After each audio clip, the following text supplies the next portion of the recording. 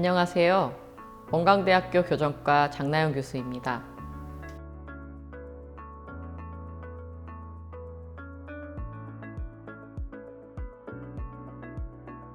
저는 오늘 주걱턱의 치료에 대해서 말씀드리려 합니다.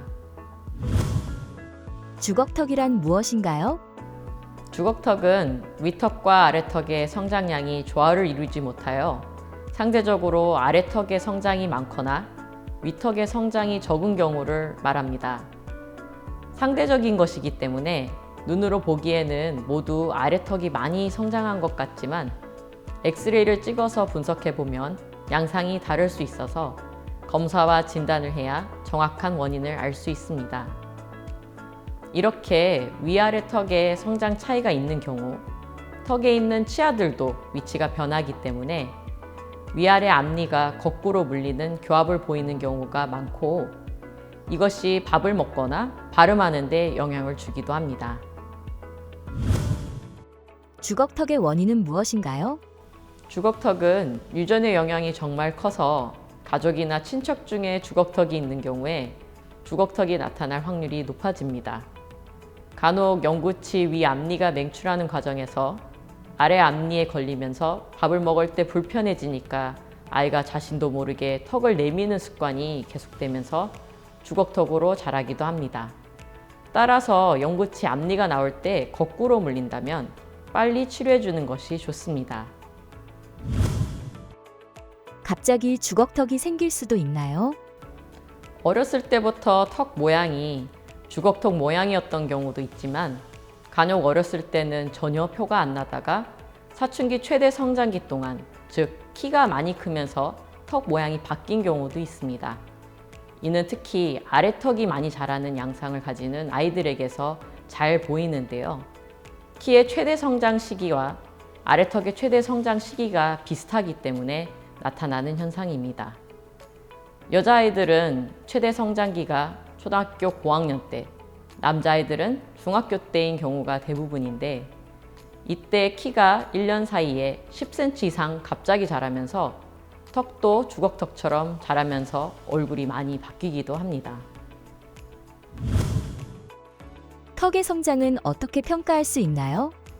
주걱턱 환자뿐 아니라 모든 교정 환자들은 치료하기 전에 정확히 부정교합의 원인이 무엇인지, 어떤 양상의 부정교합인지를 알아보기 위해 두부 방사선 사진을 촬영합니다. 말이 좀 어려운데요. 이 엑스레이는 머리의 측면을 촬영하는 엑스레이입니다. 이 엑스레이로 다양한 분석법을 통해 환자와 비슷한 연령의 사람들이 가지고 있는 평균적인 값에 비해서 어떤 부분이 평균에서 벗어났는지를 분석합니다. 또한 환자 자신의 머리뼈에 비해서 위턱, 아래턱 비율이 어떤지를 분석해서 상대적인 성장량을 알아봅니다. 주걱턱 치료 방법에는 어떤 것들이 있나요? 진단 결과상 주걱턱의 원인이 골격적인 부분이 아니라 단순히 앞니가 거꾸로 물리는 치아의 문제라면 비교적 치료가 간단합니다. 다양한 장치들이 사용될 수 있지만 가장 간단하면서도 많이 쓰인 장치로 액티브 플레이트라는 가철식 장치가 있는데요. 위 앞니를 앞으로 미는 힘을 발휘하여 거꾸로 물리는 교합을 치료합니다. 이 장치는 밥 먹을 때만 제외하고 자는 시간을 포함해서 하루 종일 착용해야 효과가 있습니다. 골격적인 원인인 경우에는 위턱이 적게 자란 것인지 아래턱이 많이 자란 것인지에 따라 사용하는 장치가 달라집니다. 아래턱이 많이 자란 경우에는 이모 장치 또는 칭캡이라는 장치를 사용하는데요. 고무 밴드가 턱끝을 뒤로 잡아당겨서 위턱이 성장하는 동안 아래턱은 성장을 억제하고 가능한 앞으로 자라는 것이 아닌 아래로 자라게 방향을 전환시켜주는 기능을 합니다. 위턱이 적게 자란 경우에는 페이스 마스크라는 장치를 적용합니다. 이것은 이마와 턱끝에 의존해서 위턱을 고무줄 힘으로 앞으로 당기는 장치인데요. 위턱에 고무줄을 걸 곳이 없기 때문에 고리 역할을 하는 장치를 치아에 부착합니다. 이런 장치들에 대해서 설명하면 간혹 부모님들이 요즘에 이런 장치 하는 애들을 한 명도 못 봤다 라고 하시는 경우가 있습니다. 그것은 이런 골격적인 조절 장치들은 하루 종일 착용하는 것이 아니라 자는 시간을 포함해서 14시간 정도만 착용하기 때문에 낮에 이 장치를 한 경우를 보기 어려우신 것이고, 실제로는 골격적인 원인이 있는 아이들은 많이 쓰는 장치입니다. 이런 치료 방법들은 언제 시작하는 것이 좋은가요? 앞니가 거꾸로 물리면서 턱을 내미는 습관이 생긴 경우에는 습관이 고착되는 것을 막기 위해 가능한 빨리 시작하는 것이 좋습니다. 보통 앞니가 나오는 시기가 초등학교 1, 2학년 때니까 이때쯤 하는 것이 좋습니다. 턱의 성장을 조절하는 치료도 가능한 빨리 하는 게 좋은데요. 특히 위턱을 꺼내는 치료는 예후면에서 치료 시작 시기가 결정적인 변수가 되기 때문에 빨리 하는 것이 좋습니다. 위턱과 머리뼈 간의 봉합이 점점 긴밀해져 버리게 되면 앞으로 당기는 힘을 가해도 효과가 떨어지기 때문입니다. 그래서 위턱을 꺼내는 치료도 초등학교 1, 2학년 때 하는 것을 권장합니다. 성인에서 주걱턱은 어떻게 치료하나요?